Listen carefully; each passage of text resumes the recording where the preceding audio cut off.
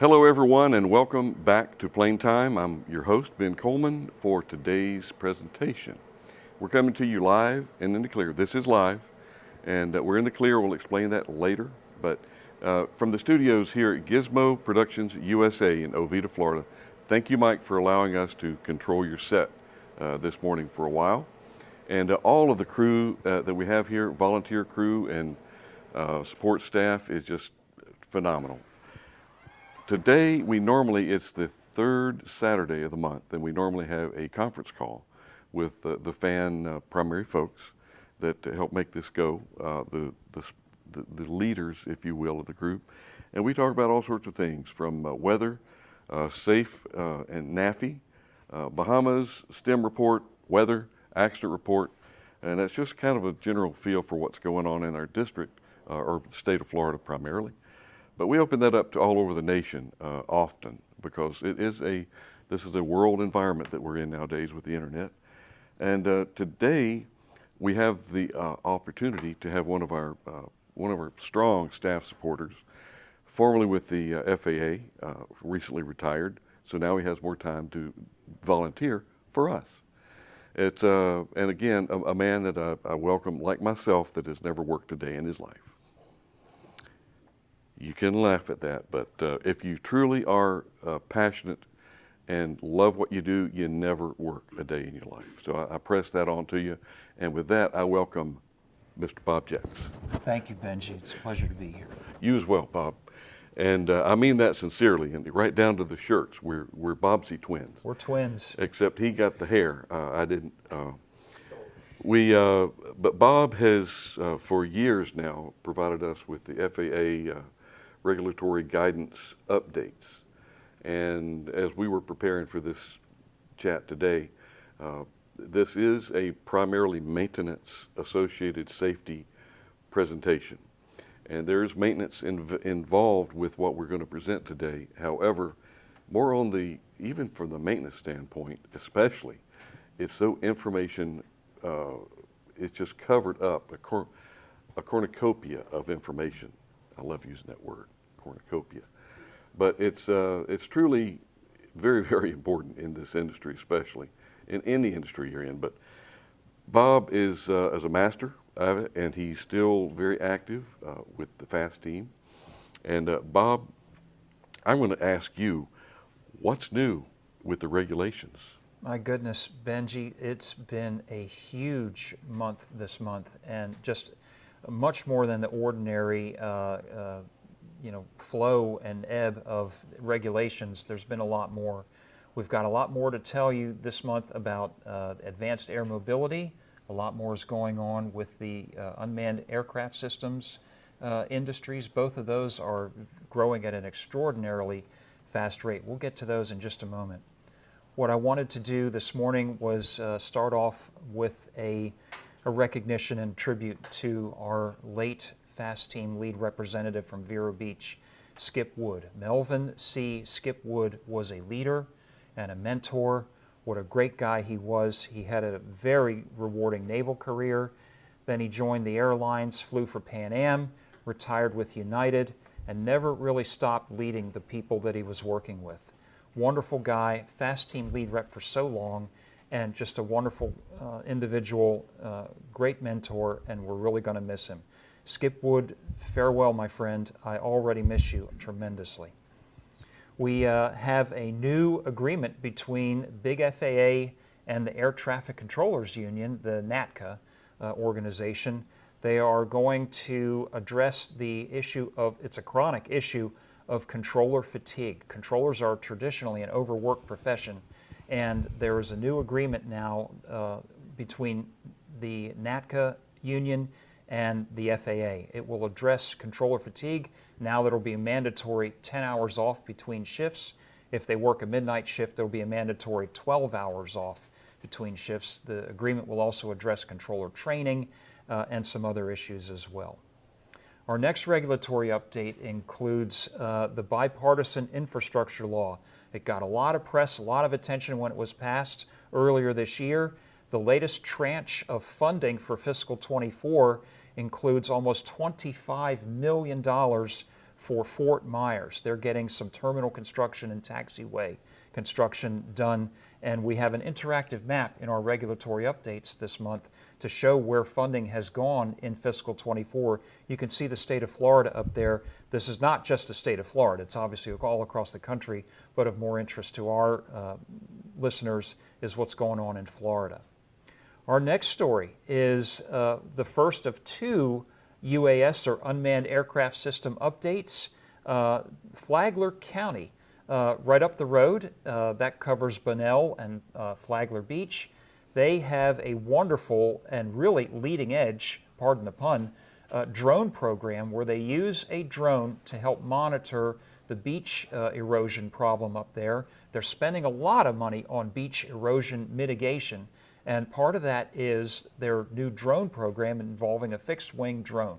They just received a certificate of waiver from the FAA FAASTO, the Orlando FAASTO, good through July of 2028. They'll be operating that drone to help monitor beach erosion and other public emergencies. Our second UAS story, very unusual to have two in one of our updates, is what's going on in Dallas. Dallas has just received the FAA attention for a certificate of waiver for several drone companies to operate drone deliveries in the Dallas area. These drones will be operating in the same airspace. They'll be operating over people, over moving vehicles. A tremendous step forward in realizing the potential of the unmanned aircraft system industry is what's happened down in Dallas, and I thought that would be an interesting point to deliver to our viewers who need to know about that stuff. Drones are here to stay, and they are a big part of our future. Our first advanced air mobility story is our next one in line.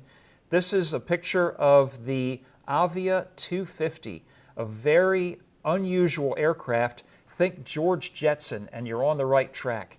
This aircraft can take off and land vertically and fly like an aircraft. There is a lot of developmental work going on with this and other companies that are producing competitors to this aircraft. This one just recently completed its full-scale demonstration of vertical takeoff, horizontal flight, and vertical landing, again, for the FAA. Most recently, though, with this company, the company called Beta, they have just certified dual flight controls. The aircraft is expected to receive type certification in 2026. They are going to have dual controls in that aircraft, and that means, ladies and gentlemen, that this aircraft will one day be training student pilots how to fly an amazingly rapidly developing class of aircraft called advanced air mobility. Aircraft like the Avia 250 are part of your future, folks, and student pilots are going to have to learn how to fly them. It's coming very, very soon. Our next story is our second advanced air mobility update of the day, and it involves a more local flavor. The city of Daytona Beach is in the running for the finalists for an aircraft factory that may one day be producing this very aircraft that you're seeing on screen right now. This is produced by a company called Aura Air, and they are working in a research partnership with our own Embry-Riddle Aeronautical University in Daytona. Aura has announced that they want someone to build these aircraft, and Daytona is one of two finalists within the state of Florida. We don't know even who the other finalist city is, but whoever wins that city competition, the winner will be the state of Florida. The Florida legislature sent a number of their leaders over to the Farnborough Air Show this year, and they made a very big impact, a big splash over there with the folks at the air show, and big things are happening in Daytona Beach and in the advanced air mobility field. Bob, you're making such rapid, good progress. I want to slow you down a little bit. Where can I find out all of this information that you're presenting to us here? Some of it has absolutely everything to do with me. Some of it has absolutely nothing to do with me. I guess it's up to me to make that decision of what I glean and what I discard. Sure. Where do I find that? I mean, you do it takes you about a week of research to compile about a 1-hour presentation. Where do I find this? There are a number of places you can go. I produce a newsletter totally on my own effort, and we reach out to the volunteers with the Florida Aviation Network, the FAASteam volunteers, the lead reps, the representatives, and the FAASteam service providers. We provide this information for them to keep them informed. Anyone can find this information. It's public, open source information. None of it's classified. I stay away from talking about accidents. It's just a habit. But these are things that I find in places where I like to go looking for information. I read other newsletters that other people produce, and I say to them, hey, can I borrow your stuff for my newsletter? And they usually say, yeah, because it's safety related. This is about keeping people informed. Knowing the regulations, of course, is extraordinarily important to flying as an informed pilot. It's a very important thing. So we try to help keep that scene up to date for everybody. Well, Bob, for the most part, I'm not going to talk too much about the insurance industry, but do all of us try to look for the best rates for insurance? I mean, I don't care if it's your car or your house, or you typically, that's a rhetorical question. Shop around. Okay, but insurance, you don't need to be overinsured, do you? Until you have an accident. And if you don't have insurance, and you've skirted the rules all these years, you have an accident, now what do you do? So you really never need insurance until you need it. But that's the whole purpose of why they call it insurance, to ensure that you're going to be covered. When I hear you talk about these regulatory updates, Bob, I look at that as my insurance, my personal insurance policy. And there's a lot of stuff that you bring up that it really doesn't apply to me, but it does if I'm in the industry. And I need to know this.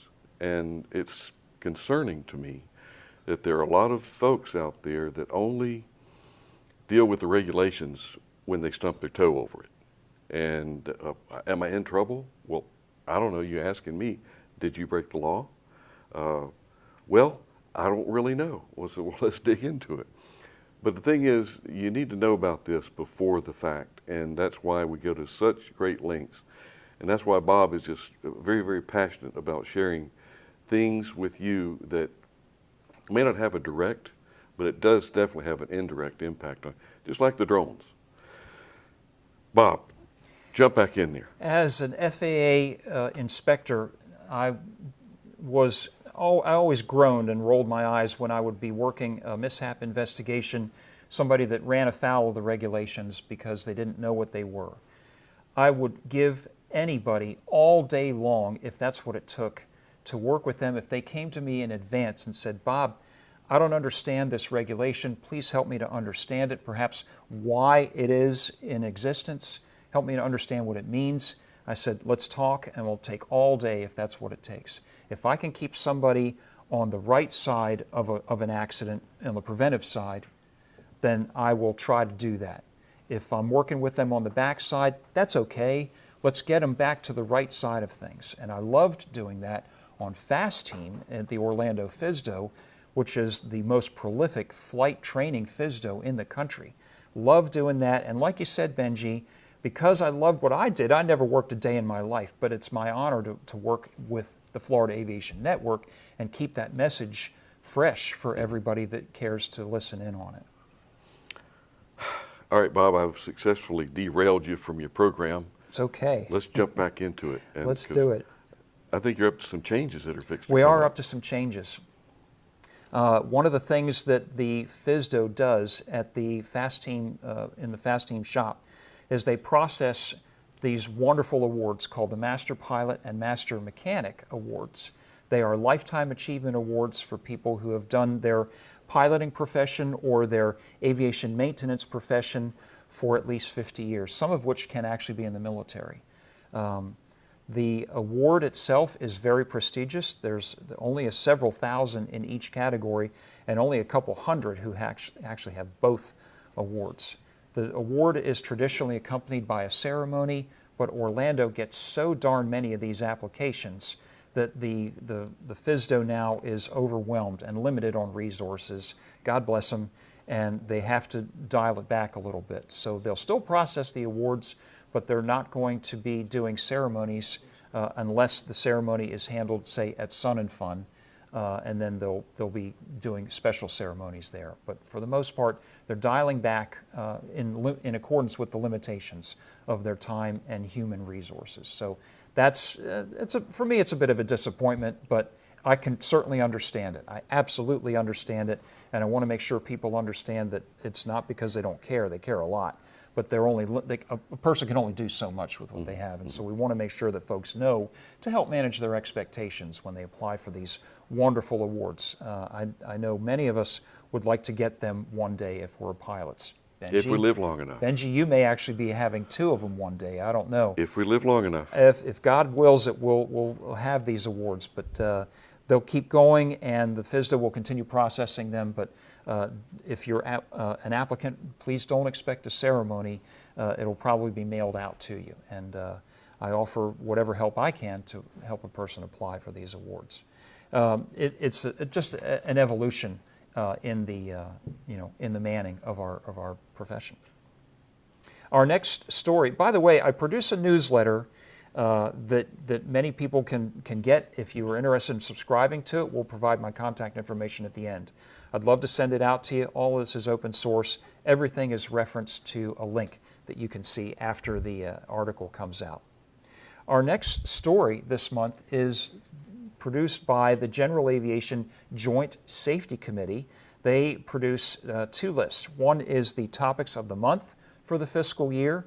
We are now up to August, and next month will be September. The August topic of the month is the use of weather information. And folks, please tune into our 11 o'clock broadcast today. None other than the weather guy himself behind camera number 2. He's waving at us right now. Dr. George Bartuska will be talking about dealing with thunderstorms. It's a Walmart of everything wrong in aviation. All the bad stuff that happens in aviation weather happens in a thunderstorm. Dr. Bartuska is going to talk about that. In September, we'll be dealing with aircraft exhaust systems as our GAJSC, or General Aviation Joint Safety Committee, topic of the month. Our next branch of the GAJSC is the airworthiness side. Benji, I know it's near and dear to your heart. Every quarter, they have a different topic for presenters like FAASteam lead reps and FAASteam reps to present to public audiences across the district and across the country. Our next topic of the quarter is mufflers. That's an important safety topic amongst the maintainers. Benji, I know you could talk for hours on when mufflers go bad on us, and that's a big thing. Just to trip you up a little bit and to slow you down a little bit, because you might not be able to get all this in. We do have, we had it on Vapor Lock one while. We had the $300 annual. I think Mr. Tenney knows about that.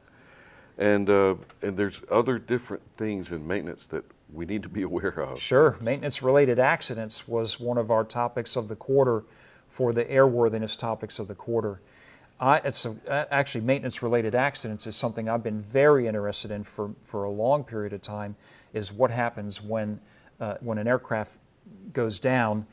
Is it pilot error? Is it maintenance error? Is it something else? Maybe a combination. And it's fascinating what can happen when maintenance isn't done properly on an aircraft that goes down. Our next story for this month is the FAA Safety Briefing. If you're not getting the FAA Safety Briefing magazine, go see one of your local FAASteam lead reps, or get a hold of the local FAASTO. These magazines are free. They're typically handed out at fixed base operators at the airports around the district.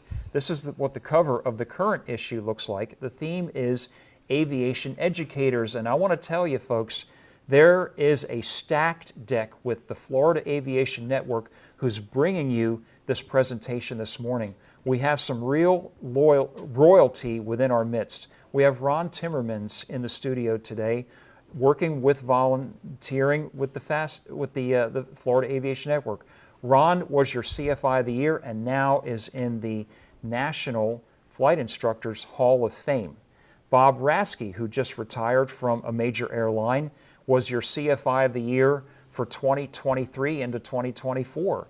He works with the Florida Aviation Network, and of course, our floor manager today is none other than your current Orlando CFI of the Year, Mr. John Tenney. Raise your hand, John. All right, take a bow. There's some really good people in the industry who love to volunteer to help advance the cause of aviation safety, and they have a wonderful CFI presence within the Orlando district. Aviation Educators is the theme for this month's aviation safety briefing. Our next story in the newsletter is the Airman Certification Standards and Practical Test Standards updates. We've got a group of publications called Airman Certification Standards, which have drawn from the Practical Test Standards. If you are a pilot in training, you owe it to yourself. You have a duty to know what's in these publications and be familiar with these contents before you go up for your practical test. It's important to have the latest and greatest. What we're showing here on screen are the updates for the practical test standards that came out at the end of May. At the same time, Big FAA published the revised Airman Certification Standards, which draw from these practical test standards. And there are about 20 of these publications out there, and you need to know what is in them for the specific practical test that you might be going up for.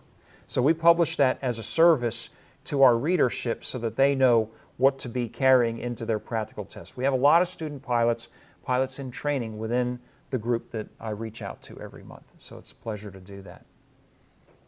One of the things that we like to do each month is tackle a regulatory trivia question. This is something that maybe I was asked about over the preceding month, and I thought, well, that's an interesting question. Maybe a lot of other people may have the same exact question, and so I'll present it as a researched topic and present it to people. So for this month, we have a question from one of our viewers on blood donations. What happens if you're a blood donor? Is that incompatible with being a pilot? It turns out, the question was, are there any regulations covering blood donations? The answer is, there's no FAA regulations, but there are FAA recommendations about blood donors, and we cover that in regulatory trivia. If a person donates a unit of whole blood, unit is typically a pint, the FAA recommends but does not require that a person wait on the ground for 24 hours before taking up pilot and command duties once again. If they donate a double unit, and that happens, you can do that. Florida One Blood needs you if you're a blood donor. They recommend that you wait on the ground for 72 hours before resuming PIC duties, pilot and command duties. And if you're a platelet donor, the process is different.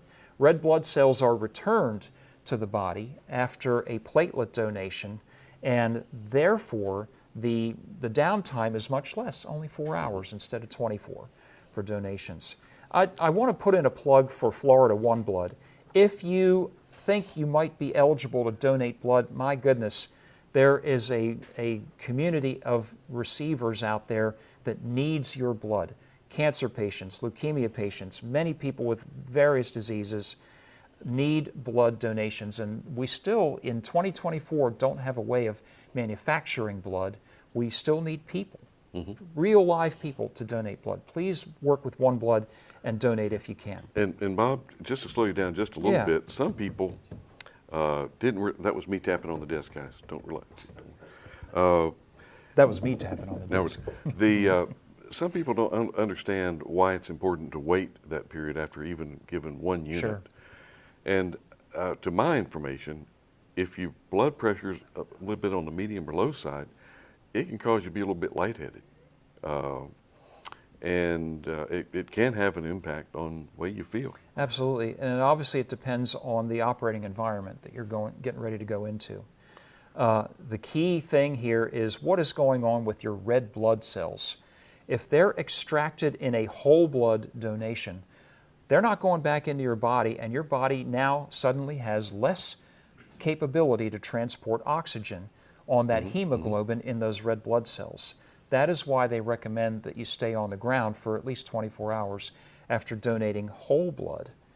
On the other hand, in a platelet donation, a component of the blood, known as platelets, is extracted in a centrifuge that spins your blood around and separates by density. The red blood cells, those oxygen-carrying components of your blood, are returned to your bloodstream, and therefore the oxygen-carrying capability is not as significantly reduced. It's returned after just 4 hours, and mostly that's just for detoxing. They use citrate dextrose to thin the blood out just a little bit during the process, and you get a little bit woozy during it. I'm a regular blood donor myself. And the citrate dextrose needs to metabolize, and so people need a little time to process that before they resume PIC duties. But it's wonderful that you're only on the ground for 4 hours. And again, that's just a recommendation, Benji. That's not even a reg. You can go straight from the table, you know, when they pull the needle out, you can go straight from the table to pre-flighting your aircraft, and you have not broken any regulations. However, aren't we the most regulator? Each individual regulates our own medical. Absolutely. Okay. You may have a medical certificate, but you have to recertify yourself each and every day. There are a number of things that help you do that. I love the I'm Safe checklist, and I like to, in the summertime especially, I like to add the letter R to the I'm Safe checklist because the R stands for rehydration. You can eat without rehydrating. You can rehydrate without eating. You shouldn't do that, but if you eat without rehydrating, especially on a hot summer day, you're setting yourself up for failure. I recommend rehydration, so I've gone from the I'm Safe checklist to I'm Safer, with the R being rehydration. You do have to self-certify each and every time you fly. Agreed. And here we in a beautiful, wonderful subtropical area of Florida, it gets hot down here. It gets steamy. The thoughts of going to hop in a little airplane with another big body, it's just 2 seats, it gets a little bit overwhelming. And you know you're going to be sweating like a pig, at least till you get up to 3,000 to 4,000 feet. There are some pretty neat tricks to managing heat, people overheating. I've even seen where they have coolers that blow air over ice into the cabin, and it works wonderfully. But that is up to the individual operator as to what they want to do to manage their own physiology. But there's some pretty neat tricks. And Bob, I tell you, what I'm really looking forward to learning about is the RSAT calendar. Benji, on the 2nd. As soon I'm as so we come glad back, you asked about that, and we'll pick that up after the break. as soon as we come back, because we're going to take a small break, and we are going to we're going to drill more into Bob Jex, the man, and to his regulatory. It's going to be a wonderful thing. Come back and see us on segment 2 here, Florida Aviation Network. We're with you.